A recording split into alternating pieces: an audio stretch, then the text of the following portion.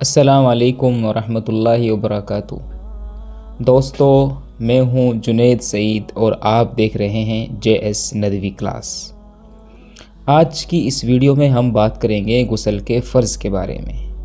اگر آپ کو غسل کے فرض یاد نہیں ہیں تو بہت دھیان سے ہماری اس ویڈیو کو سنیے اور غسل کے فرض یاد بھی کریے اور پھر اسی طریقے سے غسل بھی کریے۔ تو دوستو، غسل میں کل 3 فرض ہیں۔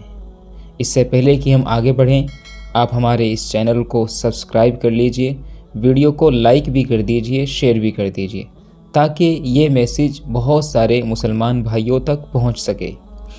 تو دوستو، غسل میں 3 فرض ہیں۔ نمبر 1، کلی کرنا یعنی غرارہ کرنا۔ اس کا مطلب یہ ہے کہ منہ کے اندر پانی بھر کے اچھے سے غرارہ کر کے خوب اچھے سے منہ کی صفائی کرنا۔ غسل کا دوسرا فرض ہے ناک میں پانی ڈالنا۔ دوستو، ناک میں پانی ڈالنے کا مطلب ہے کہ ناک کی جو نرم ہڈی ہے اس تک پانی پہنچانا تاکہ وہاں تک پاکی پہنچ سکے۔ اور غسل کا آخری فرض ہے کہ پورے بدن پر پانی بہانا۔ پانی اس طرح سے بہایا جائے کہ جسم کا کوئی بھی حصہ، نہ سر میں نہ نیچے، بدن کا کوئی بھی حصہ ہمارا باقی نہیں رہنا چاہیے۔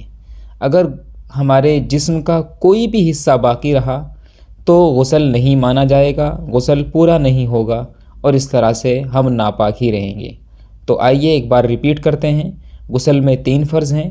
نمبر 1، منہ بھر کر کلی کرنا۔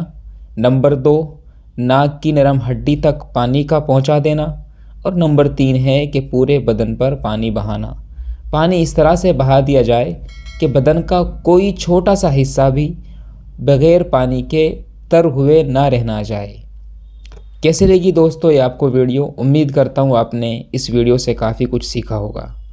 ملیں گے انشاءاللہ ہم پھر دوسری ویڈیو میں۔ السلام علیکم ورحمۃ اللہ۔